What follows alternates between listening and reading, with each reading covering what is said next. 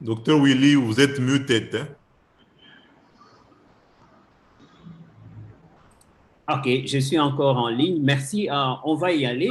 C'est le 25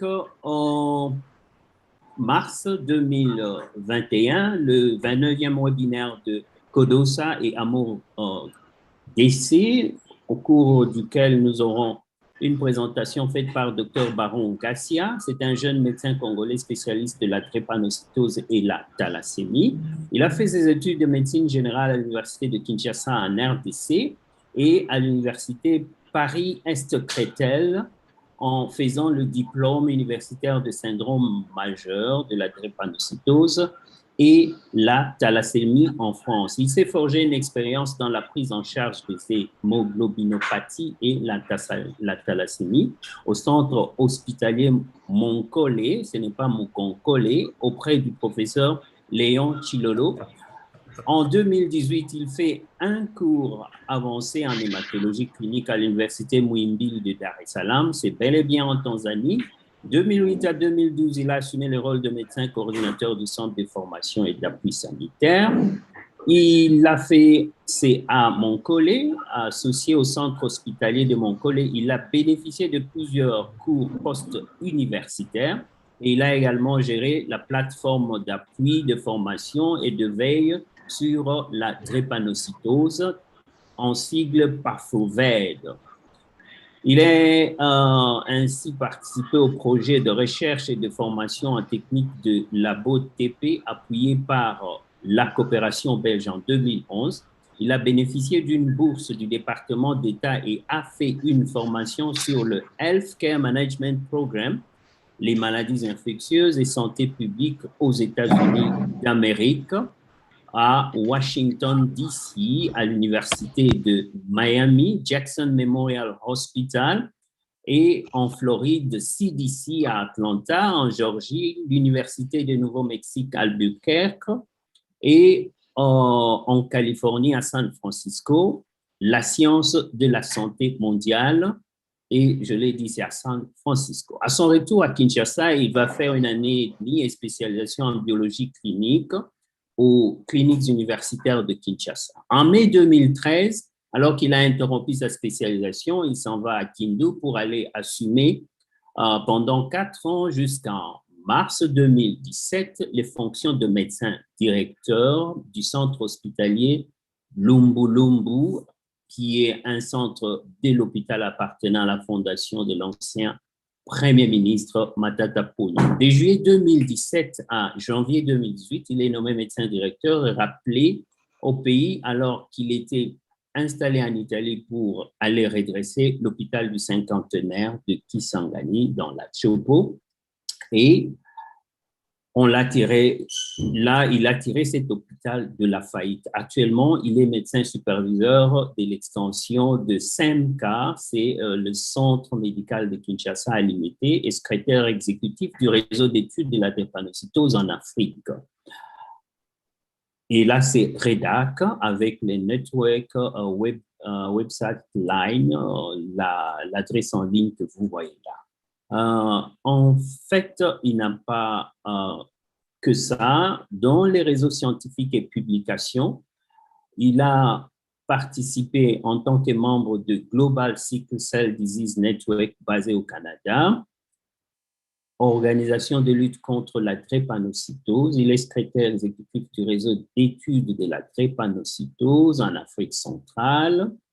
Il a participé à l'élaboration du programme national de lutte contre la drépanocytose, PNLCD. Il est auteur et co-auteur dans les articles médicaux, voire PubMed et ResearchGate, où il a été avec Gassia et Chilolo. Ils ont fait un compte-rendu du premier symposium international de la drépanocytose en Afrique centrale. Et en médecine tropicale en décembre 2010. Il a aussi participé lui-même avec le docteur Gonzalez, le professeur Chilolo, Sika et Wamba, ainsi que Loco, dans le résumé du deuxième symposium international de la drépanocytose en Afrique centrale à Libreville. Là, c'était en 2011.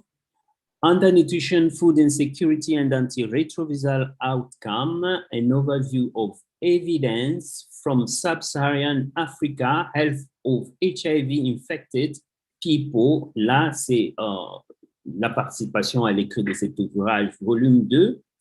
Lui-même ainsi que Kitenge Gonzalez Chilolo Sika, ils ont encore été auteurs et co-auteurs des outils plutôt des diagnostics et des suivis de la drépanocytose. Enfin, je crois, réalité pour une stratégie de lutte contre la drépanocytose dans la région africaine. Je pense que docteur serait certainement satisfait de cette présentation qui, je crois, nous donne certainement une vue générale sur notre orateur du jour.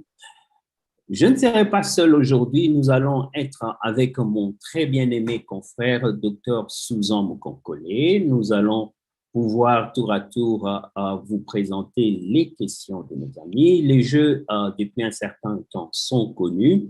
Il aurait été préférable que les gens puissent, n'est-ce pas, fermer leur vidéo, mais apparemment, nous n'avons pas jusque-là un très grand nombre, c'est seulement 28. Je crois que notre réseau pourrait supporter cette charge. Alors, bonjour ou bonsoir, docteur Susan. Bonsoir, bonsoir, mon pouvoir. Bonsoir à tous les amis qui sont aussi là. Nous allons maintenant share avec vous les screens. Si vous avez des questions, écrivez dans notre chat. Ceux qui nous suivent sur YouTube, écrivez aussi vos questions. Nous avons notre spécialiste maison, notre technicien, Dr Moussa Issa, qui s'en occupe bel et bien.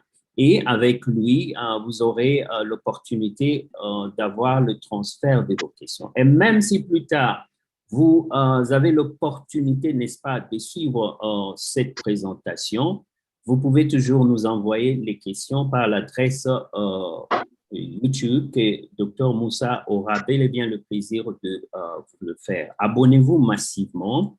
Et à nos amis qui sont présents dans cette présentation, nous vous demandons vraiment de vous abonner à notre chaîne YouTube. Elle va aller très loin. Trêve de verbiage.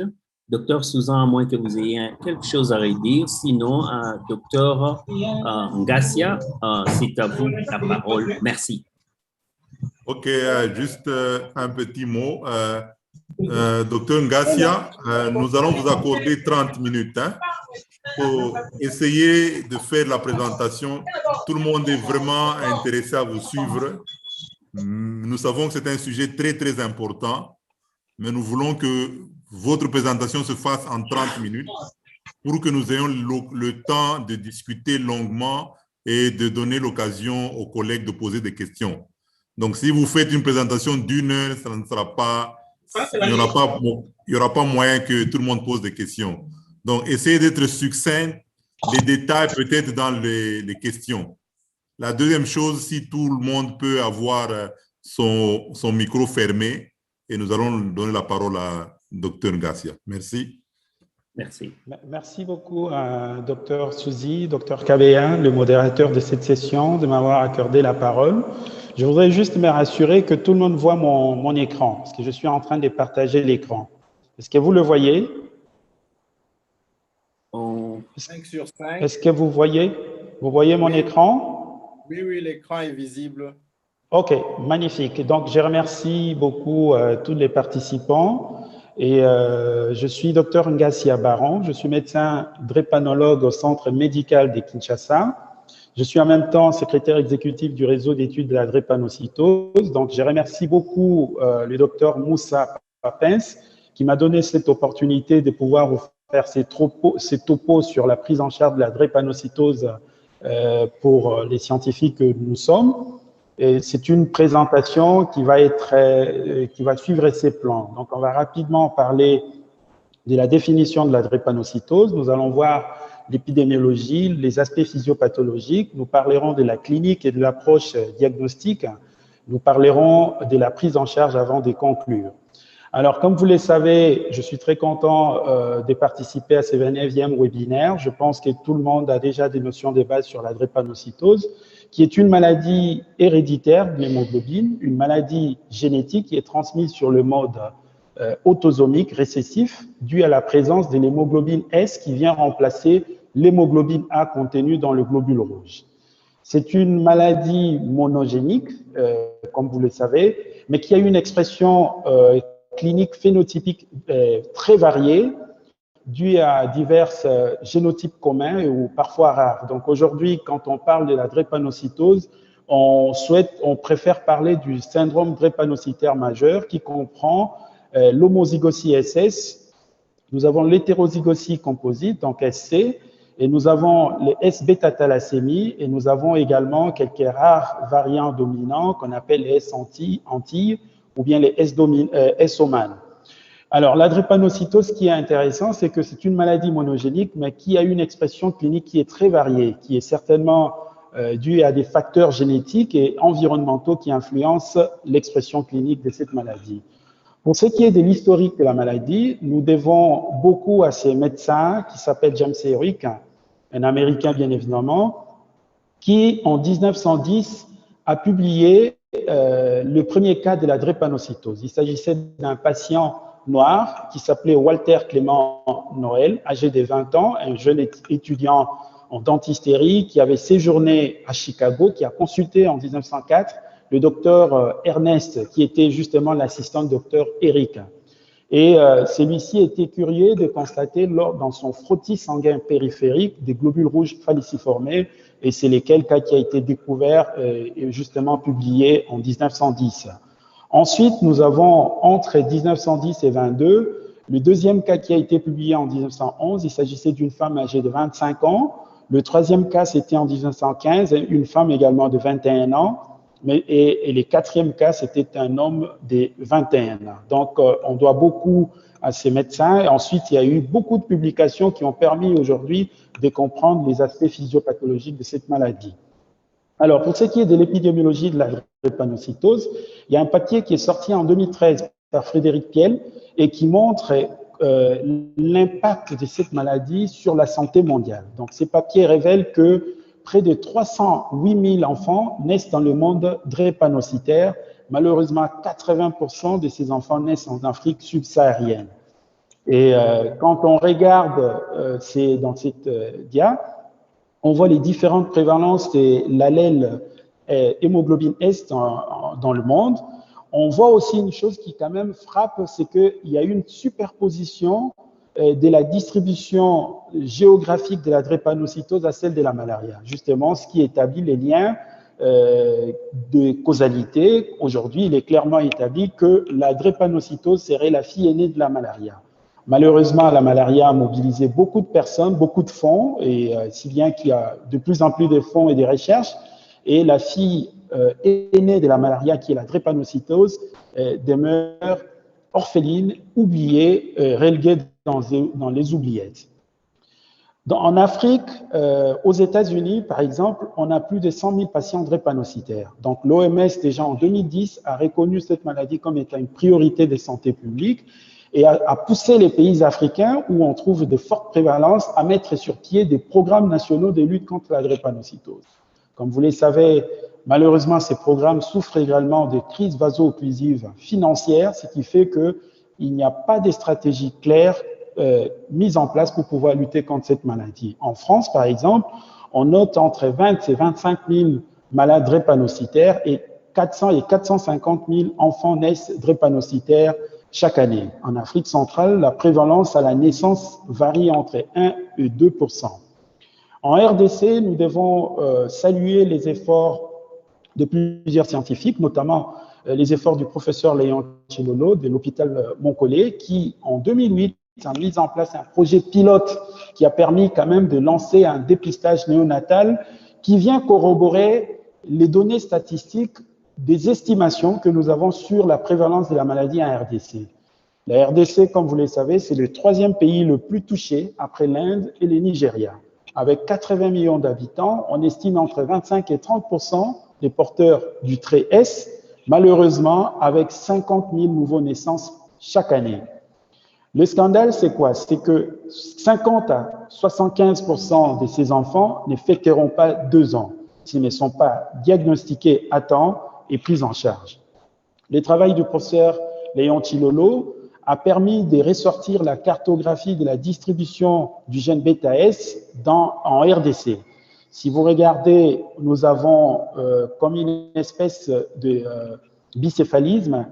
Donc, on a d'un côté l'ouest du Congo, où on a des fortes prévalences de la drépanocytose à la naissance, je parle bien en période néonatale, qui varie entre 15 et 16% des AS, alors que du côté est, on a relativement, la prévalence qui est relativement faible, probablement à cause de la faible prévalence également de la malaria.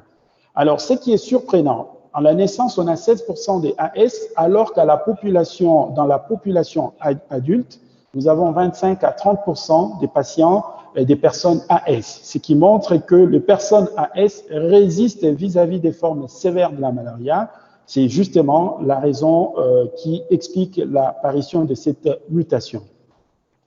Alors, pour parler des mécanismes physiopathologiques, donc on le sait aujourd'hui clairement que le gène bêta est porté sur le chromosome 11, et il y a eu cette pression sélective qui a exercé le plasmodium sur le globule rouge et qui a entraîné cette apparition de la mutation et qui a provoqué au niveau du 6e codon du gène bêta le remplacement de l'adénine par la thymine, ce qui fait que lors de la synthèse des protéines, nous avons au niveau cytosolique l'acide glutamique qui est remplacé par la valine.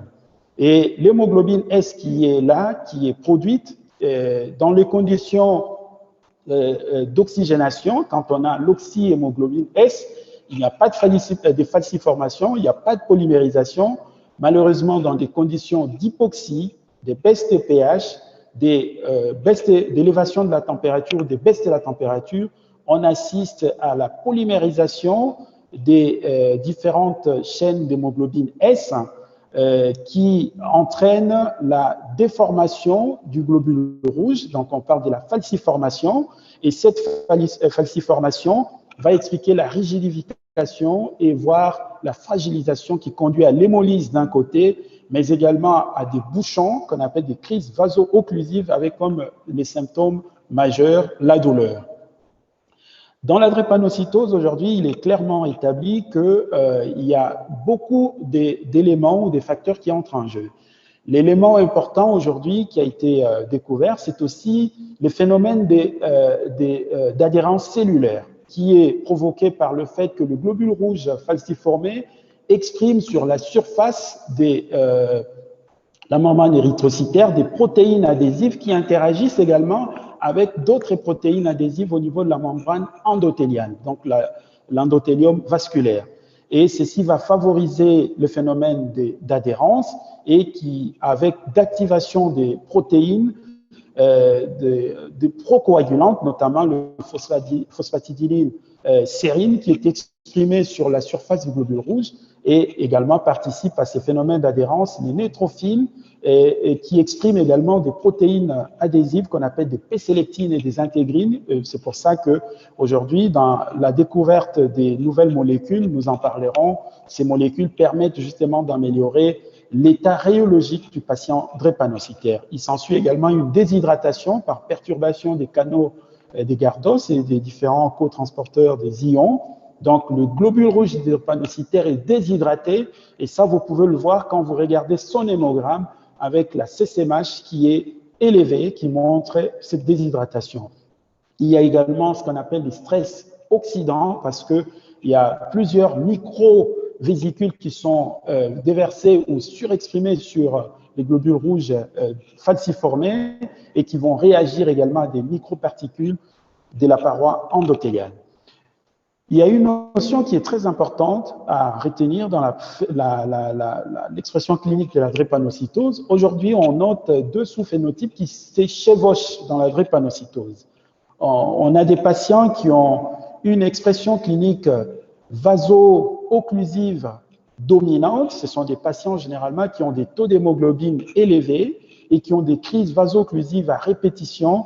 Et ces patients, malheureusement, sont exposés à des crises, à des syndromes thoraciques aigus, comme des complications. Et ils sont également exposés à des ostéonécroses des différentes articulations, notamment au niveau huméral, mais au niveau aussi de la hanche. De l'autre côté, à l'inverse, nous avons des patients avec un sous-phénotype hémolytique dominant. Ce sont des patients qui ont une hémolyse chronique et on sait le voir, ce sont des patients très ictériques avec de grosses rates et parfois avec des complications de cette hémolyse en permanence, notamment les priapismes, des ulcères malléolaires et des hypertensions artérielles pulmonaires. Et ces patients sont à risque de faire des AVC. Et sur le plan biologique, c'est des patients qui ont des taux des marqueurs d'hémolyse très élevés, notamment le LDH, la LDH et la bilirubine, avec des taux des réticulocytes qui sont très élevés. Et à côté, nous avons un shift un peu comme un SABT phénotype avec l'association avec l'alpha-thalassémie qui, elle, permet d'atténuer la gravité ou la sévérité de la maladie drépanocytaire.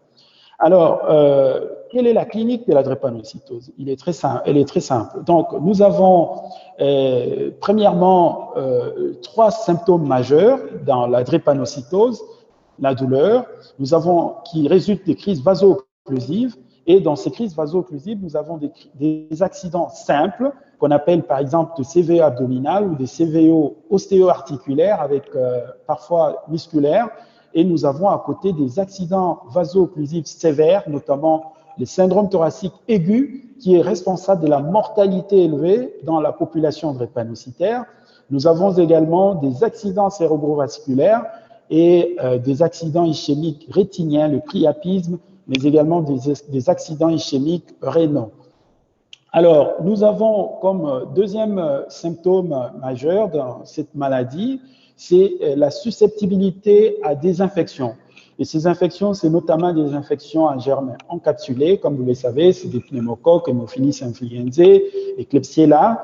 Mais parfois, on a aussi des salmonelles et des staphylocoques. C'est pour ça, dans la vaccination préventive de ces patients drépanocytaires, il est très important de pouvoir le protéger contre ces différents germes qui sont responsables de la mortalité élevée, surtout dans la population pédiatrique, infantile.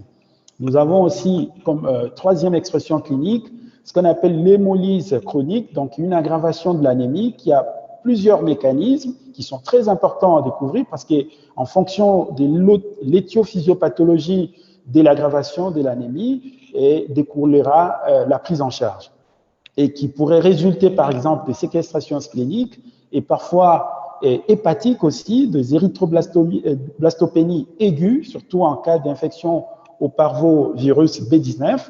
Nous avons également des aggravations de l'hémolyse et lorsqu'on a parfois des patients avec association de la G6PD, donc un déficit en G6PD, et nous avons des anémies carentielles qui sont très importants à dépister quand on doit prendre en charge un enfant drépanocytaire. Alors, quelle est la démarche diagnostique pour nous qui sommes cliniciens? L'anamnèse, l'examen clinique rigoureux. Il faut tenir compte des antécédents. Quel est le taux d'hémoglobine de base du patient, surtout quand c'est la première consultation. Généralement, quand j'ai des patients drépanocytaires au CMK, les premières consultations sont trop longues parce qu'il faut du temps, fouiller l'anamnèse pour ressortir tous les éléments qui nous permettront de pouvoir étiqueter les patients et définir surtout son sous-phénotype clinique. Donc, il faut se renseigner sur des antécédents des vaccinations, la taille de la rate pour les enfants, les réactions transfusionnelles, mais également les saturations des bases.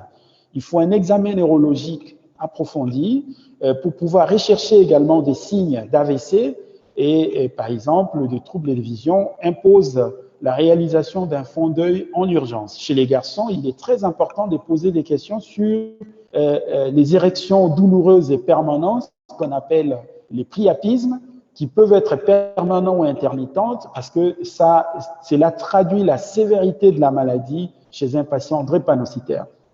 Il faut également prévenir les complications chroniques en recherchant la protéinurie à travers la bandelette urinaire. Alors, une fois que nous avons fini avec la partie anamnestique et l'examen physique, il est très important de demander les laboratoires. Alors, pour les laboratoires, et c'est importantissime de pouvoir coupler ou croiser les techniques. Donc, si en première intention, vous faites l'HPLC, en deuxième intention, il faut faire ce qu'on appelle électrophorèse capillaire ou bien isoélectrofocalisation. Ceci vous permet d'éviter des faux positifs parce qu'il s'agit quand même d'un lourd diagnostic à annoncer aux parents ou soi-disant ou alors à un patient drépanocytaire. Ensuite, il faut faire les tests d'Itano rapidement pour voir si c'est une espèce de variant Itano positif ou pas. Mais également, il faut regarder les différentes constances de l'hémoglobine, l'hémogramme. Nous avons l'hémoglobine, l'indice de différenciation des rouges. Il faut regarder les VGM. Il faut regarder la TSMH. Ce sont des éléments importants ici qui vous permettent de diagnostiquer des anémies carencères, de suspecter des anémies carentielles en fer, ou alors de suspecter l'alpha ou la bêta-thalassémie. Il faut regarder également les réticulocytes et les taux des globules blancs qui sont déterminants, qui traduisent également la sévérité de la maladie. Ensuite, il faut faire un bilan d'hémolyse, comme je le disais tantôt, la bilirubine, la LDH, l'aptoglobine, j'ai mis ça, mais ce n'est pas très important. Et rechercher la G6PD, parfois la pyruvate kinase, parce qu'on a parfois des déficits, l'alpha-thalassémie, et faire ce qu'on appelle un phénotypage élargi, mais également la recherche des anticorps irréguliers qui sont très importants dans la prise en charge de la thérapeutique transfusionnelle. Alors, les éléments de réflexion sont là. Il faut regarder l'hémoglobine A2, qui nous permettront de suspecter l'alpha ou la bêta-thalassémie en fonction des valeurs. L'hémoglobine F est très important, ça nous permet de suivre la réponse à l'hydroxyurée, et également l'hémoglobine S qui pourrait aussi nous orienter, surtout en post-transfusionnel, pour pouvoir évaluer l'efficacité de la transfusion chez un drépanocytaire. Alors ça, ce sont des examens que j'ai mis pour les cliniciens qu'il faut répéter au cours du suivi. Donc ce sont des examens qu'il faut faire assez souvent, parfois l'ionogramme sanguin, la fonction rénale, et regarder également les transaminases qui sont très importants, parce que ce sont des patients qui sont parfois polytransfusés, on peut avoir des anomalies hépatiques, et donc il faut rechercher également des carences en oligo-éléments, la calcémie, la vitamine D, dans lesquels cas il faudrait suppléer. Le bilan martial est très important dans les diagnostics parce que ça vous permet de départager une carence en fer et une alpha-thalassémie. Les autres examens à répéter, c'est également la sérologie. On a la sérologie VIH, mais également la sérologie hépatite, parce que ce sont des patients pour la plupart qui sont polytransfusés, et il faut rechercher la protéinurie, toujours dans le suivi, pour pouvoir détecter à temps une maladie rénale qui s'installe, et puis éventuellement faire des différents rapports entre protéinurie et crétinurie pour déterminer la protéinurie de 24 heures. L'imagerie joue un rôle important. Et on part d'une simple radiographie du thorax à des scanners. Par exemple, une radiographie du thorax initiale est très importante parce qu'elle vous permettra de pouvoir poser les diagnostics d'un syndrome thoracique aigu en cas de complications. Il faut une radio du bassin qui doit permettre de pouvoir déceler à temps des ostéonécroses de la hanche. Et puis nous avons par exemple, il faut rechercher également la radio du rachis parce que parfois on a des patients drépanocytaires avec des POTS, des mal des POTS, donc des tuberculoses osseuses. Et les IRM, moi je les demande assez souvent, surtout chez des patients adolescents et qui ont des douleurs qui sont permanentes et qui gênent, qui limitent le mouvement. Et là, ça nous permet de trouver, par exemple, lorsqu'on a des radios qui sont normales, et cela nous permet déjà de dépister à des stades très précoces des ostéonécroses de la tête fémorale. Alors, nous avons l'échographie abdominale qui permet la recherche des lithiases biliaires, mais également évaluer la taille initiale de la rate, qui va être très important dans la prise en charge, par exemple, des crises de séquestration splénique, mais aussi de l'appréciation d'une maladie rénale en tenant compte de la morphologie normale. Un ECG, c'est très important parce qu'il faut regarder, parfois ils ont des signes de surcharge avec des inversions des ondes T et parfois des hypertrophies ventriculaires gauche avec qu'on peut déceler au tracé avec des socolos ou des corneilles élevées. Nous avons également des échographies cardiaques qu'il faut réaliser pour pouvoir évaluer la fonction du ventricule gauche, mais également rechercher des HTAP qui sont des témoins d'une sévérité de la maladie. Il faut des Dopplers transcrâniens chez des tout petits, surtout à partir de 2 ans. Et si on a chez des enfants qui collaborent, on peut commencer à 18 mois. Cet examen, qui est un Doppler transcrânien, quand même assez banal, permet de prédire déjà les complications vasculaires de la vasculopathie drépanocytaire chez certains patients qui ont des accélérations de vitesse ou alors qui ont des diminutions ou des ralentissements de vitesse témoins d'une atteinte au niveau du polygone de Willis. Il y a des examens qu'il faut réaliser au cas par cas selon la symptomatologie. Les EFR, par exemple, des patients qui ont fait des syndromes thoraciques aigus. Après, il faut évaluer la récupération des fonctions pulmonaires en faisant des EFR, même en dehors de toute crise. Cela nous permet de ressortir des syndromes obstructifs ou des syndromes restrictifs. Des tests de la marche qui permettent surtout d'apprécier aussi les degrés de sévérité d'HTAP ou surtout du degré d'anémie. Et il y a ce qu'on appelle l'oxymétrie nocturne et qui est très importante à réaliser chez des patients qui ont des complications telles que, par exemple, les priapismes ou des patients qui ont des crises vaso-occlusives matinales. C'est-à-dire, c'est des patients qui ont une hypoxygénation nocturne et il faut les déceler à travers toutes ces différentes techniques.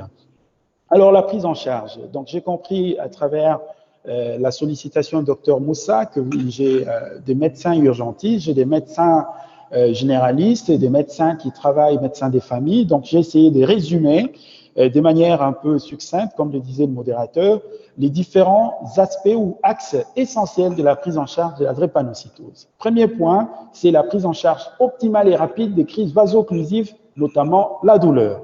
Deuxième axe qui est très important, il faut détecter précocement et traiter les complications aiguës. Et troisièmement, il faut une prévention et dépistage des traitements des complications chroniques.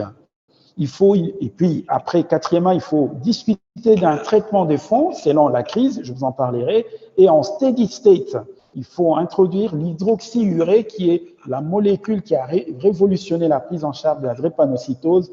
Et cet aspect qui est très important, beaucoup de médecins ignorent ça, la prise en compte du retentissement psychologique et des conséquences sociales de cette maladie. La drépanocytose est une maladie avec des complications invalidantes sur la qualité de vie du drépanocytaire, mais également de l'entourage. Et cela a une répercussion, un retentissement psychologique sur le patient, mais également chez les parents ou l'entourage du patient drépanocytaire. Alors, les traitements de base. Les traitements de base, ici, il y a 2 éléments. Hyperhydratation, et après l'hyperhydratation, il y a l'oxygénation. Tout drépanocytaire qui vient en crise, qui nécessite une observation ou une hospitalisation, doit avoir ces traitements. L'hyperhydratation peut être orale, mais souvent en IV, en intraveineuse. Alors là, il faut faire très attention, il faut tenir compte de la surface corporelle.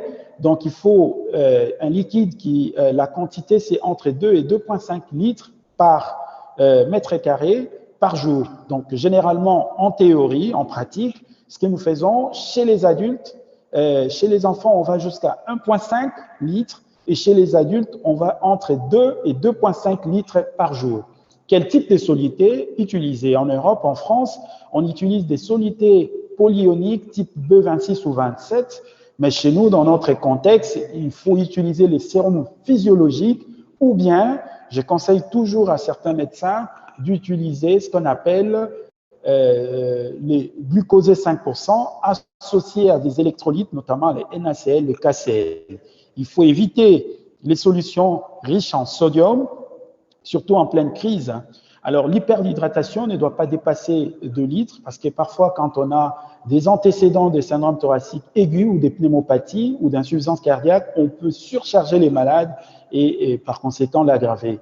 Lorsqu'on a une anémie sévère avec autour de 5 grammes, en attendant la transfusion, on peut placer une garde veine et avec 10 millilitres par heure. Alors, l'oxygénation doit être systématique, surtout lorsqu'on a des patients avec des douleurs thoraciques ou abdominales, mais aussi lorsqu'on a des patients avec des crises vaso-occlusives hyperalgiques. Et il faut généralement, on commence par 1 à 2 litres par minute et en fonction de la saturation du patient, il faudrait suivre, continuer, peut-être en faisant une gazométrie, on en parlera. Et puis, il faut faire attention aussi avec l'oxygénation. On ne les poursuit pas lorsqu'on n'a pas ou on n'a plus des signes respiratoires ou la crise vaso-occlusive n'est plus hyperalgique. Parce que sinon, si on continue à oxygéner les malades, au bout de 5 jours, cette hyperoxygénation réduit l'érythropoïèse du patient drépanocytaire. Alors, une chose qui est très importante aussi à retenir, il faut éviter chez des patients drépanocytaires avec fièvre d'utiliser les moyens physiques des refroidissements. La prise en charge des infections, nous en avons parlé, ces différents germes encapsulés.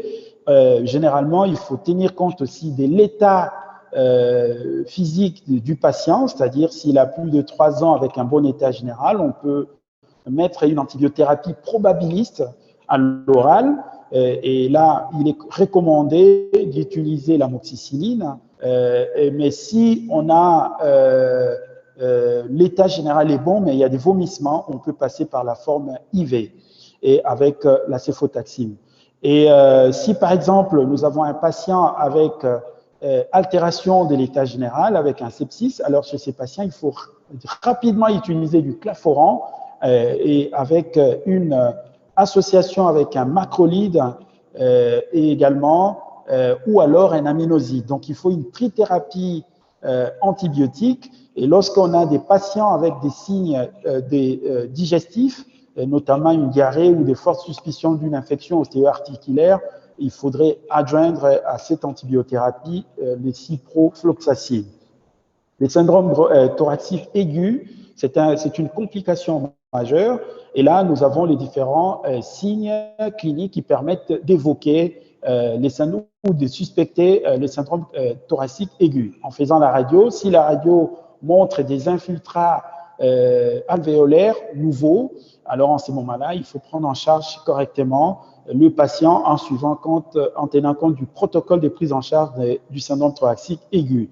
Lorsqu'il est normal, il faut suivre les malades, donc les monitorer, et également avec des examens fréquents, auscultation, et éventuellement, lorsqu'on a l'apparition des signes auscultatoires, même une apparition d'une dyspnée, il faut refaire la radio du thorax et éventuellement prendre en charge les patients. Alors, la prise en charge, c'est beaucoup plus simple.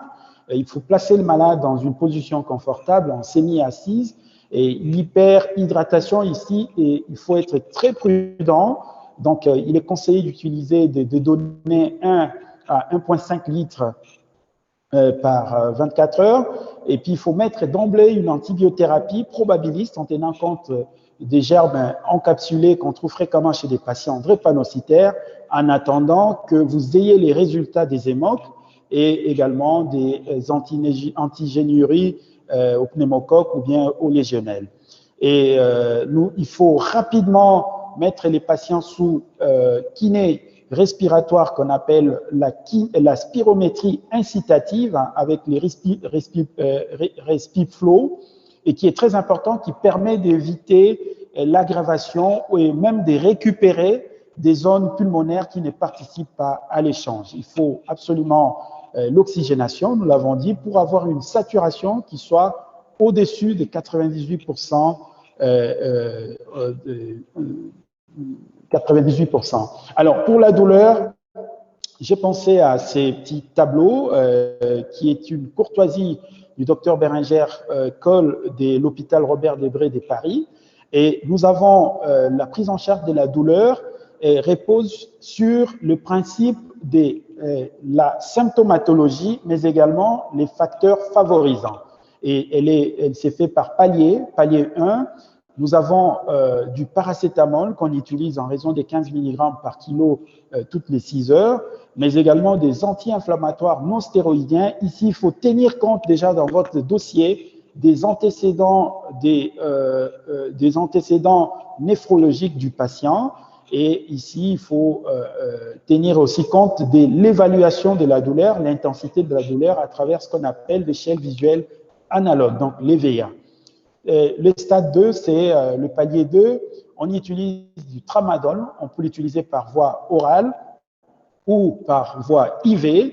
Mais attention, par voie IV, il faut le diluer et les donner très lentement pour éviter certains patients drépanocytaires qui sont le lent métaboliseur de cette molécule à travers un déficit ou une surexpression du cytochrome P450. Donc, on a aussi du paracétamol codéiné ou de la codéine qu'on peut utiliser au stade 2. Et si ça ne marche pas, on peut utiliser les nalbuphines et pour pouvoir améliorer ou soulager les patients. Le palier 3, le stade 3, c'est la morphine. La morphine, on peut l'utiliser par voie orale, mais on peut aussi l'utiliser par voie IV, en utilisant une dose de charge, ensuite une titration jusqu'à avoir un EVA en dessous des 4 et qui va être relayé soit par une pompe, une PCA, ou alors au pouce-seringue et de façon continue. Alors là, il faut tenir compte aussi de l'EVA, comme je disais tantôt, mais aussi de la surveillance particulière que doit bénéficier ces patients drépanocytaires qui est sous morphine, et parce qu'il y a les risques d'hypoventilation et qui est également qui peut amener à une dépression respiratoire, mais également contrôler l'échelle de sédation du patient. Alors, dans la prise en charge, on parle aussi de la transfusion sanguine. Quand est-ce qu'il faut transfuser? On transfuse lorsqu'on a un taux d'hémoglobine en dessous de 8 grammes par décilitre. Alors là, on peut faire une transfusion simple. Mais lorsqu'on a un taux d'hémoglobine au-delà de 8, il est conseillé de faire ce qu'on appelle un échange transfusionnel qui peut être manuel ou machine, automatique. Et ici, la transfusion a pour objectif, dans le cas où on a un taux d'hémoglobine inférieur à 8, c'est améliorer l'hypoxie, mais aussi diminuer le pourcentage d'hémoglobine S, il est ramené autour ou en dessous de 40%.